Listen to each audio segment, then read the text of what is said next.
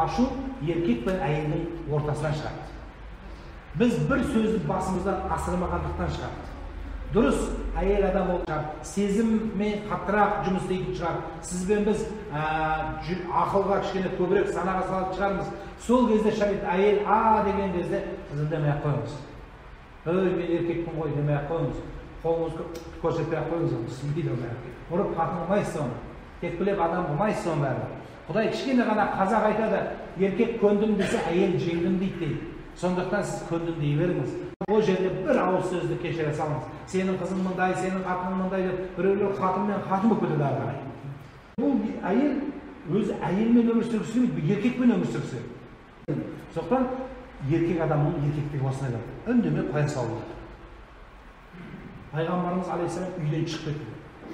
Али радиаллаху анху Фатимамен ұрысқан кезде пайғамбардың қызымен оған боқтай алмайсың, оған әкең шешең дей алмайсың десең пайғамбарды боқтап тұрсың. Жалпы боқтау оны. Сонда Али ашуланғанда не істерін білмей үйден шығып кетті. Шығып кетіп, жаңағы казиноға бір жаққа қапшағайға кетіп қалған жоқ. Шықты да мешітке кіріп жатып алды. Мешітке намаз оқыды, Құран оқыды, зікір қылды, қысқасы сол нәрсемен отырды. Пайғамбарымыз бұдан хабардар болды. Содан келіп, ақыл айтқан жоқ, бұған шайтаннан құтылуды үйретті. Аузу биллахи минаш шайтанир раджим. Біз ашулансақ, біз де сондаймыз. Біздің әйелдеріміз де сондай. Біз бірден достарымыз, еркектер енді әке шешесі айтқан ғой ұялады мұның бәрі, сосын достарына айтады. Мына құлақ соны талай естіген. Көпшіліктің басында бар осы нәрсе. Қатынымен ашуланса, досын шақырып досын айтады. Күннен басталады бұлардікі. Содан үйленіп сөз соқын көрейін бәрін айтып береді. Бір ауыз сөзге сыйғызып береді. Бұл жақсы нәрсе емес. Еркек адам ондай істемейді балалар. Одан кейін әйел адамға біз де үйретіп қоюымыз керек, ол өзінің төркінін, мамасын, подружкаларына көп жақындатпау керек.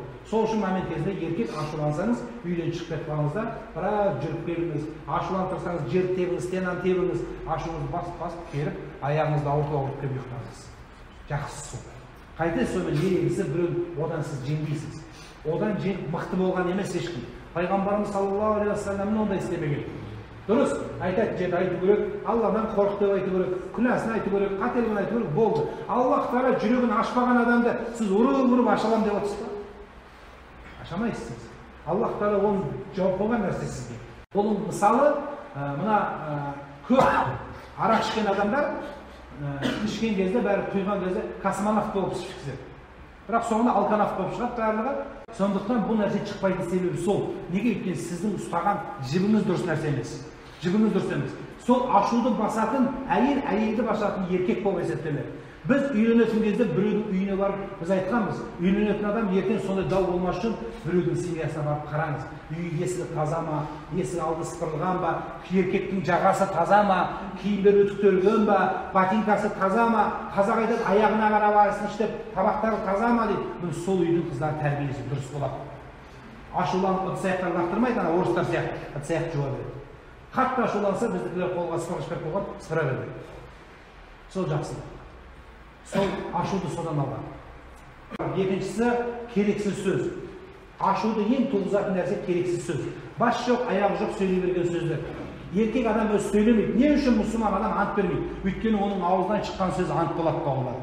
Керек емес. Үйде семьяға келгенде керекті нәрсені айтыңыз, әйелді тыңдаңыз, көбінесе сөйлей бермеңіз. Біз бастаймыз қосанып, әбіләзіп, анау, мынау тоқайып, не керегі бар сізге оның? Анау ананы жақтайды, мынаны жамандайды, өзінің партиясы бар, одан кейін өзінің кітабы бар, өзінің бір-бірімен политика дау. Сізге не керек семьяға бұл нәрсені кіргізіп? Бұл нәрсенің сізге қажеті жоқ. Семьяның вопросын шешіңіз, балалардың сабағын қараңыз, әйеліңіздің көңіл күйіне қараңыз, бұл нәрсе осымен бітеді. Содан кейін қалсақ жақын ұйықтаңыз. Бұл жақсылық нәрсе болады. Ол өзінше бір түсінік болады. Ал енді сіз оны бөлініп аласыз. Керек болатын болса, біз айтқанбыз. Мына намаз оқитын жігіттер үйленбегенде өзі сияқты өзінің мазхабындағы әйелмен үйленсін. Неге? Өйткені сен имам азамсың, бұл мазхаб ұстамайтын адам. Ертең ол имам азамды боқтайды, сен оның шейхін боқтайсың. Сонымен сен Құраныңды лақтырады, ол сен шариғатың, сонымен семьяңды шығады. Ашу ұстайды. Сондықтан керек емес нәрсені семьяда көтерудің де қажеті жоқ болады. Артық сөз басқа бәле болады. Мынау Бұл мысал болса да жақсы мысал. Әйел мен күйеуі екеуі сөйлесіп отырады, шай ішіп отырғанда сөз бітеді. Біздікілер содан кейін бастайды еркек. Мұнда сөз басталатын сізденбіз, ол әйелден басталмайды, бізден басталады көбінесе. Біз тұрамызда бір поле алып ексен етті еркек. Sonra ne yedesine bakın sorarsa piyaz eksendir. So piyazlı satıp, kuzda cinap satıp bir maşina alsam dersen. Son çeler sayıp bildiğin sonun aldığından bir men oturmasam mutlular. Katın degen alıp oturmaydı. Katın degen alıp oturur. Yok ben alıp oturamıyorum. Ben koştum mi? Ben baydım evde kendim.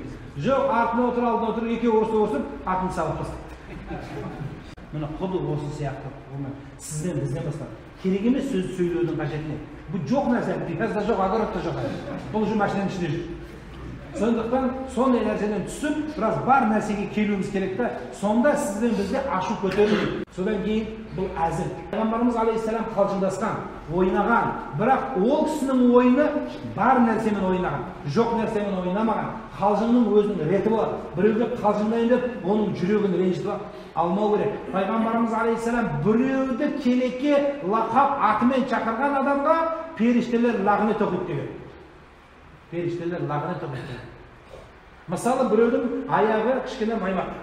Маймақ немесе көзілдірікке ашки таққан, немесе шашы, немесе мүйізі бар, немесе қалы бар, сол сияқты нәрсесіменен оны шақырсаңыз, сізге періштелер қарсы оқиды.